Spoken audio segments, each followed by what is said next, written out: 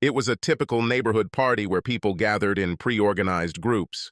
One group talked about football, another did gardening, soccer moms sat in the living room, and DIY enthusiasts sat in the dining room. Since I work shifts, I arrived a little after midnight and had a lot to catch up on. Luckily, I lived next door, so I didn't have to worry about drinking and driving.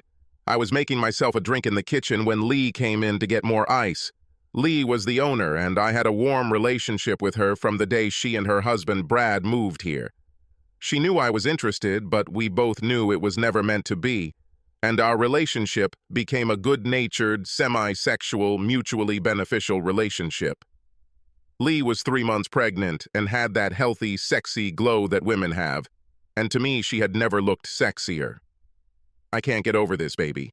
3 months pregnant and still the sexiest woman in town. You look good enough to eat. Lee beamed at me. Thank you, kind sir. All compliments are gratefully received.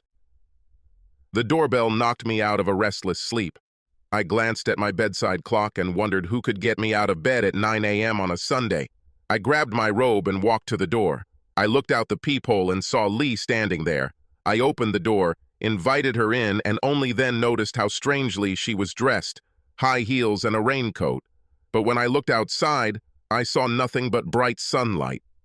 Lee turned to me and said, "Did you really mean it last night when you said that, despite being pregnant, I was the sexiest woman in town?"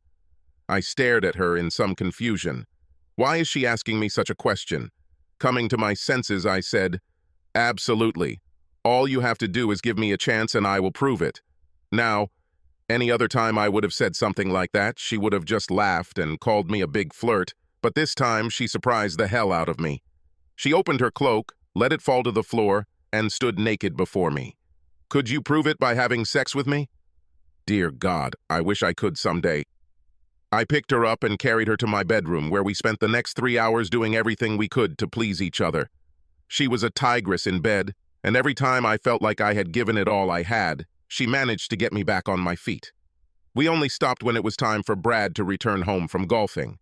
The story Lee told me was that as soon as they found out she was pregnant, Brad stopped having sex with her, even though the doctor told them everything would be fine for the rest of the pregnancy. Brad did not touch her for fear of harming the child. Brad was ready to caress her private part to try to give her some satisfaction, but that was all. She was used to having sex every day, and ever since Brad left her, she had been climbing the walls, but no matter how much she begged and begged, he would not have sex with her. The next morning, Lee showed up at my front door just as Brad was getting ready for work. We headed straight to my bedroom. Over the next few months, Lee and I made love every chance we got. Monday through Friday, she was at my house as soon as Brad left for work. On Saturdays, she would call me if she needed to leave the house to go somewhere, and I would meet her. On Sunday, Brad played golf while Lee and I worked on our own holes. However, eventually, Lee went too far and we had to stop. She was finally giving birth to a little girl, and I began counting the days until the doctor cleared her to resume sex. But I was sorely disappointed. A few weeks after the baby was born, Lee came to my house for coffee. She thanked me for being her friend and for being there for her in her time of need. She told me that if I ever needed anything to just let her know. I told her that what I needed most was for her to get permission from her doctor so we could resume our sex life. Lee looked at me strangely and said, "We can't start over. Once the doctor says everything is okay, Brad will take care of my needs." And so it was.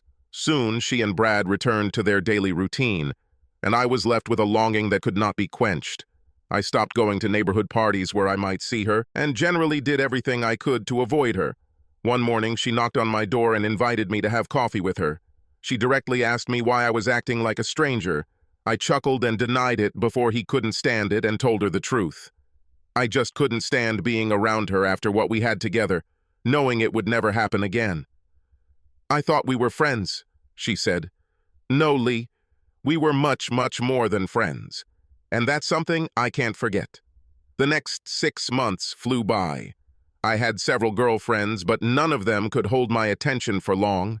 Sometimes I saw Lee in her backyard and felt an unbearable sadness. And then one morning the doorbell rang. I opened the door and saw Lee standing there. I moved aside to let her in, and as I turned to close the door, I was just in time to see her dress fall to the floor. Naked, wearing only high heels, she smiled at me. "Guess what, lover? I'm pregnant."